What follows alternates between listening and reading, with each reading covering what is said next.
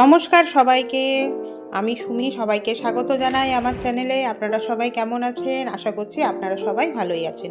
Friend, আজকে আমি আপনাদের সাথে শেয়ার করব একটা পাতা বাটা রেসিপি। যে পাতা বাটাটা দিয়ে আপনারা কিন্তু এক থালা ভাত অনায়াসে খেয়ে নিতে পারবেন। এটা হচ্ছে ঘাটকোল পাতা। এই ঘাটকোল পাতার বাটা রেসিপিটা সম্পূর্ণ আপনাদের শেয়ার করার আগে আপনাদের বলবো, আপনারা সবাই রেসিপিটাকে সম্পূর্ণ দেখবেন, কেউ স্কিপ করে দেখবেন না। আর রেসিপিটা যদি আপনাদের ভালো লাগে আপনারা কমেন্ট করে জানাবেন আমার রেসিপিটা আপনাদের কীরকম লাগলো। আর রেসিপিটাকে একটু ফ্রেন্ড আর ফ্যামিলির সাথে একটু শেয়ার করে দেবেন।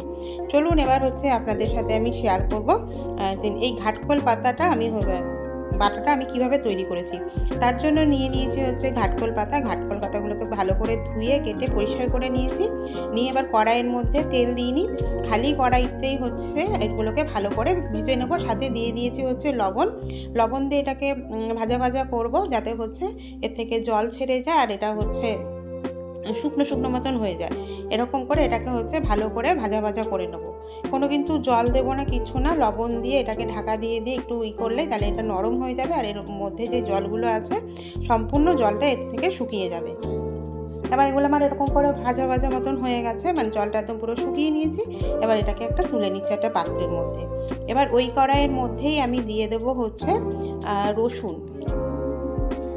রসুন আমি এখানে রসুন আর পেঁয়াজ দিয়ে দিচ্ছি।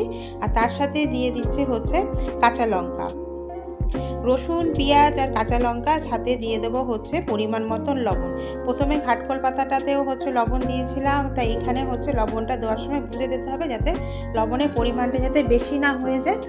লবণটা দিয়ে এটাকে ভালো করে ভাজা করব। তেল দিইনি, কিন্তু শুকনো খোলায় ভেজে নেবো, যাতে এগুলো ভালো করে একদম নরম হয়ে যায়। একটু সময় নিয়ে এগুলোকে একটু ভালো করে নেড়ে নেব, যাতে এগুলো একদম লাল হয়ে ভাজা মতন হয়ে যায়।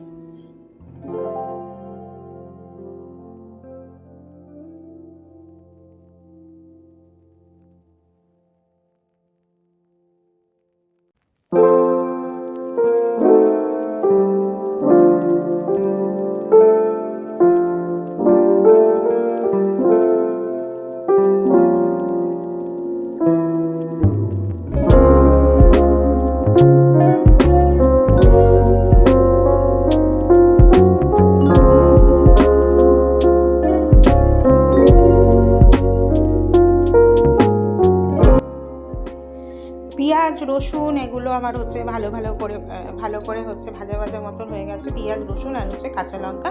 এবার এগুলোকে একটা পাত্রের মধ্যে তুলে নিচ্ছি।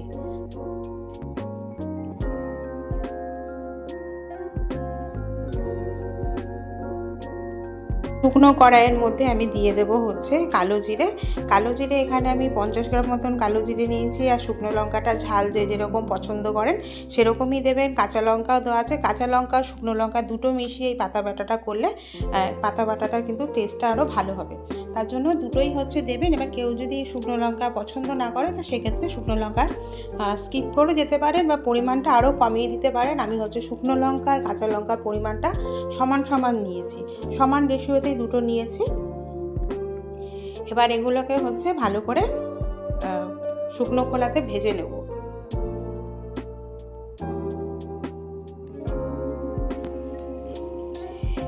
এগুলোকে আমার সব ভালো করে লঙ্কা আর কালো জিরেটা ভালো করে ভাজা হয়ে গেছে। এবার এগুলোকে একটা পাত্রের মধ্যে নিয়ে এটাকে ঠান্ডা হতে দেবো। ঠান্ডা হয়ে গেলে মিক্সির মধ্যে এগুলোকে কালো জিরে আর শুকনো লঙ্কাটা আগে একটু পাউডার করে নেব। একসাথে দেবো না, একসাথে দিলে ওগুলো ভালো করে মিক্সড হবে না।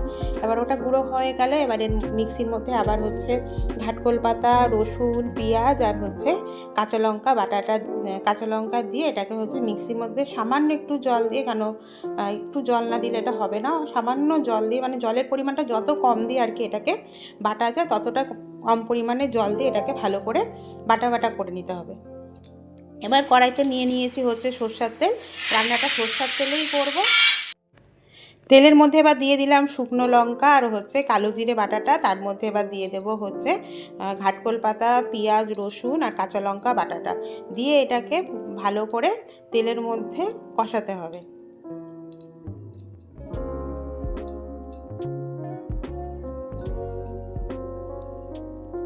আর এই রান্নাটাতে একটু তেলের পরিমাণটা একটু বেশি লাগবে। সবাইকে বলবো আপনারা যারা আমার রেসিপিটাকে দেখছেন, ফেসবুক থেকে যারা রেসিপিটাকে দেখবেন, রেসিপিটাকে একটু ফলো মানে পেজটাকে একটু ফলো করে দেবেন। আর ইউটিউব থেকে যারা দেখছেন আমার চ্যানেলটাকে নতুন ভিজিট করে রাখলে, আমার রেসিপিটা যদি ভালো লাগে তা আমার চ্যানেলটাকে একটু সাবস্ক্রাইব করে দেবেন। এবার এর মধ্যে দিয়ে দেবো হচ্ছে পরিমাণ মতন হলুদটা পরিমাণ মতন দেব, দিয়ে হচ্ছে এটাকে ভালো করে মিক্সড করব।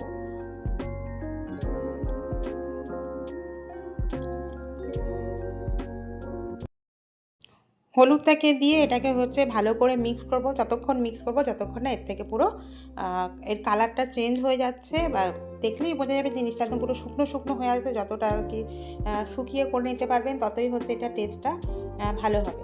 দেখুন রেডি হয়ে গেছে আমাদের ঘাটকোল পাতা বাটার রেসিপি। আর সবাইকে বলবো আমার রেসিপিটা যদি ভালো লেগে থাকে, ফেসবুক থেকে দেখে থাকলে প্লিজ চ্যানেলটাকে একটু ফলো করে দেবেন।